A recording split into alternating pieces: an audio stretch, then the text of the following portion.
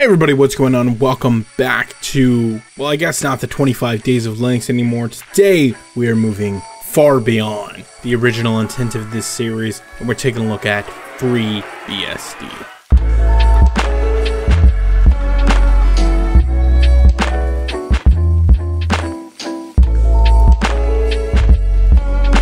So here's the problem, guys. About an hour ago, this bottle was full. Now it is a little bit more than half empty. But today I wanted to take a look at Freebsd. BSD in general is a very interesting thing. macOS, Linux, BSD all sort of share a common ancestor if you ever go and look into the history of freer operating systems, not macOS specifically, but certainly BSD and Linux. It's a very interesting history. If that's something you want to check out, I think maybe a good place to start is with Sun Microsystems. It's a very interesting company, super ahead of their time, started working on a lot of the file systems that are very, very popular today, stuff like ZFS, so ahead of their time that at some point they weren't even able to turn a profit anymore and were bought out. It's a very interesting history of Linux. And so I know when I was a macOS user, I was very interested in Linux, of course, but the thing that really always, for some reason, sort of was just inherently interesting to me was BSD, FreeBSD, OpenBSD, all the different BSD distributions, operating systems. So I've got a little VirtualBox thing here. Let's go ahead and just hop into that bad boy. Now what I'm using here is, let me go ahead and just, I'm going to open up the FreeBSD website. I'm getting flashbacks of my Mac OS and Windows days here before package managers made their way into my life. But if we go ahead and just click download FreeBSD from the FreeBSD website, you've got a whole bunch of install images. There's actually install images for virtual machines specifically, but what most people are probably going to want is the AMD 64 images. Anyways, let's go ahead and just hop into this installation here. I'm going to go ahead and install and we can get started. So one of the first things you can do is, of course, configure key map. That's really important. After you do that, it's going to want you to pick a host name for the machine. So we'll go ahead and just call this bad boy FreeBSD. Now it's going to ask us what components we want to actually install. We don't really need the base system. That's just for debugging. We definitely want the kernel. We definitely want lib32. We don't necessarily need the lib32 components. And then it immediately wants to know how we want to partition our disk up.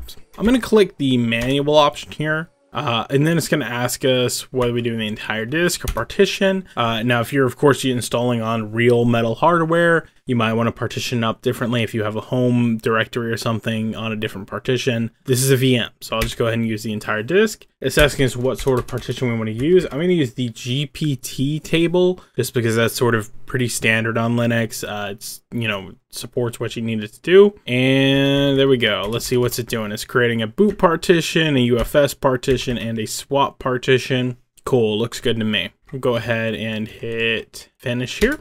And we'll commit those changes, and it's going to go ahead and start to install, which is nice. That's what we want, right? We want to install the damn thing. And then once that's done, it's going to want us to go ahead and create a root password. We'll make a bad boy there. Copy it over. Okay. And then what are we doing here? It wants to select a network interface. Again, this is the VM, so it's super easy. Would you like to configure IPv4? Sure, why not? Would you like to configure DHCP? Of course, that's the process that needs to run in order for our networks to hook up. Requiring DHCP lease. Seems pretty normal, right? Would you like to configure IPv6? Yeah, sure, why not? Would you like to try stateless address configuration, LSACC? Yeah, why not? Why not? Let's see what happens. It's asking us to do something. I'm just going to go on through, and then we are selecting a time zone. So for my case, I'm in America, of course, and I'm going to try to find Chicago. That's probably the biggest city that's close to where I am. Select a country or region. Oh, no, hold up. We need to find the US, right? United States of America. And then it's asking what time zone I am in. I am in the central time zone. Don't try to look me up. I will not unlock the door. Oh shit, hold up. Central, why is it being so specific? Central time zone is one time zone. What the hell? Sure, Michigan, Wisconsin border, why not? Does this abbreviation CST look reasonable? It does. Now it's asking me the time here. It is pretty close to midnight here. It is December, yeah, I might be passing it midnight, why not? December 12th, right? Set the date. 17, 14, that's not right, but who really cares? Set the time. obviously this is a point that it's giving you to adjust the time. You should adjust it properly. Having the time zone mixed up will create some issues, especially in browsers, but I don't care. All right, so it's asking me choose the services you want to be started at boot. It automatically starts SSHD, which is nice. That'll let you SSH into the system. It's asking me would I like to add users to the installed system. Yeah, of course. Create a username. Call it Mac. Full name.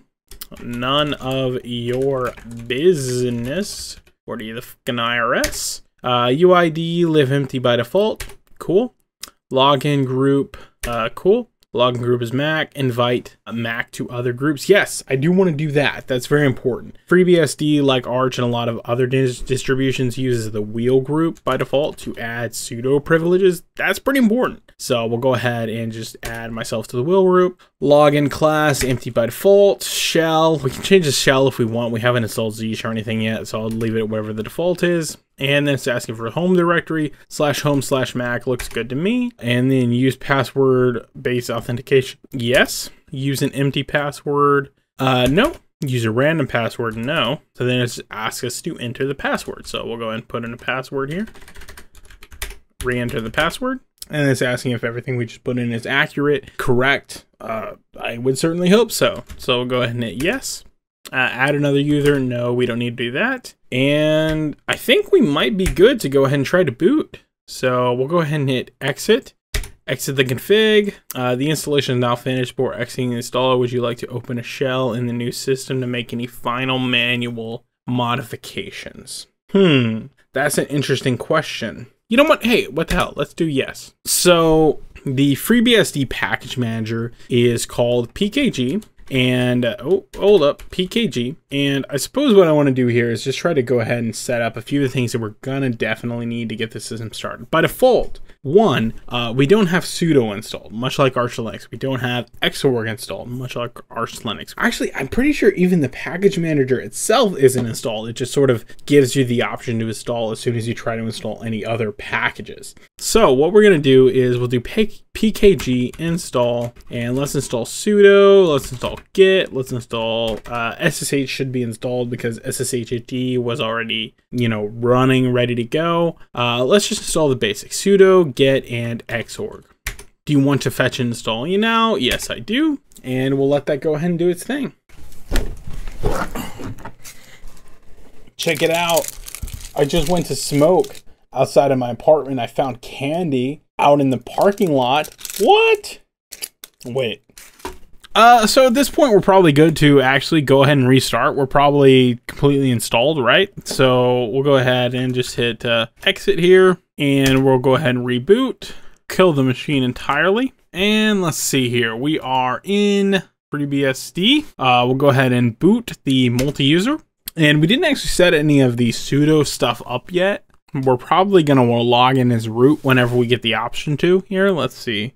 All right, so we'll go ahead and log in as root, put in the password, and let's do package install root, or wait, hold up, sudo. Wait, hold up, we might have actually already done that. Yep, we already did that. So let's go ahead and run vsudo. We don't have vim or anything installed, but that's okay. Run vsudo. Here is the sudo file, and this is actually pretty similar to Linux. We just want to search for the wheel group. And let's see here, uncomment to allow members of the group, same thing without a password. So we're going to uncomment this line right here to allow members of the wheel group to execute super user commands without a password or anything like that. And then we'll go ahead and do :X to exit and save changes. And we can probably exit out of the root user. We'll log in as our, main user here. And we need to go ahead and install, maybe some sort of graphical setup here. We did install Xorg. We can use X11 here, of course. So let's do pkg search. Maybe that's a command, I don't know. And we'll search for BSPWM. I've really been enjoying that recently. There is a BSPWM package, so we'll go ahead and do sudo pkg install BSPWM. Or actually, we probably want to do BSPWM SXHKD, the sexy hotkey daemon, as someone in the comments pointed out. Install both of those packages. Go ahead and hit yes. And let's see here, a message from copy file.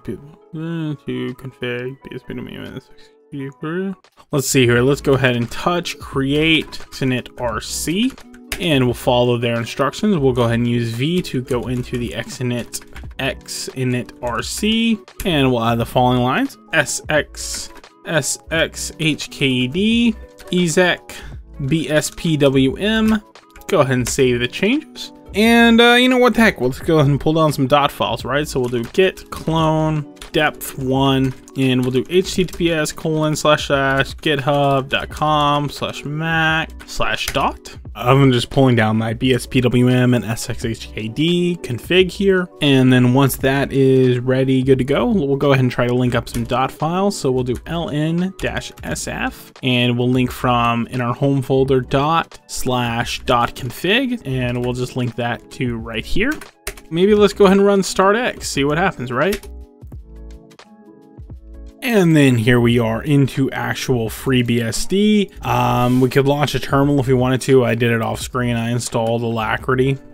So we are in. This is FreeBSD. Now, as far as why you would want to install FreeBSD, FreeBSD is one of those things that is a bit different from Linux. It has a very fundamental difference in a lot of the way that it does things. It uses its own system to start and launch programs. Programs are installed in different locations. In a lot of ways, it's very, very sort of optimized to just be as efficient and fast as possible. There's a lot of advantages to using FreeBSD, and a lot of them are very fundamental differences with Linux itself. Why specifically I want to install BSD?